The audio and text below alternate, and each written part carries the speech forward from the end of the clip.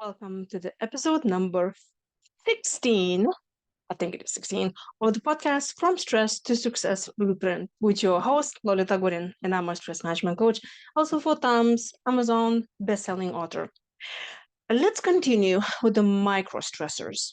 And today I want to talk about something that I think happens a lot to us when we belong to the group where we are not the leaders. And what I'm talking about is uncertainty of the behavior that is displayed by your team leader, by your supervisor, by your authority. If you're in a family situation, and maybe you're not the one who thinks that's running all the show, you may be afraid or worried about other people in your family or in your household. You have no idea how they will behave, and that can make you stressed out. Maybe there is a situation that it will arise, and you just not sure how that authority will react to that. Let's say you want to go somewhere or you do something, and you're not really sure how is your spouse or significant other will react to that. So let's say you have a girls' night out or want to take up, I don't know, a pottery class for your hobby, but you're really not sure how that's going to be taken by the people in your family. So you hesitate to ask for permission, and hence this lingering feeling of, oh my gosh, this thing is still coming up and I still really want to do it, but I'm afraid what they're going to say. It keeps on going, and the longer you will not ask and you will not get clarification about that, you'll be stressing out. And let's say in the workplace, um, if you have a team leader or a boss or supervisor, someone above you that makes decisions about your work schedule, about your projects, about the workflow, about pretty much anything, you could be stressing out because you don't know what's going to happen next. And we love certainty. We get stressed out when future is unclear. Um, Also could be a situation, let's say you want to go on vacation and you're afraid to ask your supervisor for that vacation because, like a month ago, you already went on vacation. You're like, oh my gosh, if I'm going to ask them again, they will get upset and I get fired. And what will they think? And what my coworkers will think?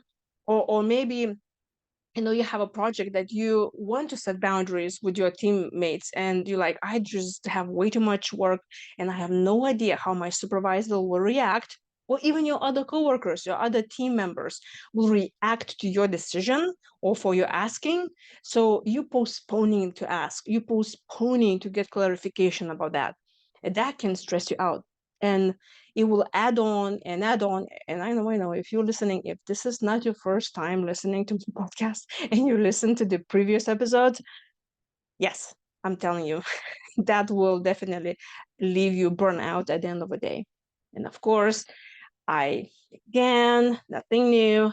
I'm asking you to solve this by making a decision to get clarification. Now, if you are a little bit hesitating and you're thinking, oh, I don't know, I'm really afraid to ask this, um, I recommend you to make a list of things that you were worried about, how they will turn out. But at the end of the day, when you got clarification and when you made a decision, they turn out to be not that bad. Remember those instances, one that happened, and recording on a piece of paper, on a computer, anywhere, on your phone. But collect those items. So why? Because when next time you will feel like you're afraid to talk with the authority, you're afraid to talk with other teammates, who could be in a family situation or workplace, and you're like, oh my gosh, I really need to ask this question. I really need to make a decision, but I'm afraid to ask them. Oh my gosh, I don't know. I'm going to get fired. I'm going to be, excluded of the group. Go back to that list and read all of those instances that you already been through a situation like that, and it turned out for your better. Now, if you have some situations that, let's say, you asked for permission to do something, and you are disappointed because you received a negative outcome, always identify why. Is that has to do with you, that you just didn't ask them the right way? Maybe you chose the wrong moment to ask them, or there was something else that has nothing to do with you. Like, let's say you asked for vacation in the very, very busy time of the year, and your team would not be able to do that without you, and your supervisor said, well, I'm sorry, no vacation for you. Because there are lots of situations that happens outside of our control that has nothing to do with us. So identify those situations in the past when it didn't work for you, and please do not worry about that, because next time when you will ask would be the right time to ask. So you always have to have some backup plan for your understanding what may happen if you will do one way or the other. But the worst thing of all is not to ask at all, because then you just get a no for an answer by default.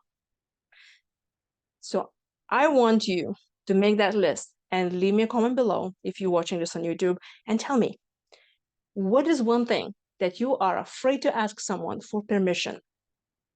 I'm very interested to read what it is. And I hope that helped. And tomorrow we'll be talking more about other micro stressors that I hope they can help you through the day when you take care of them, so you will be less stressed out, less burnout, and more successful in whatever you do. See you tomorrow.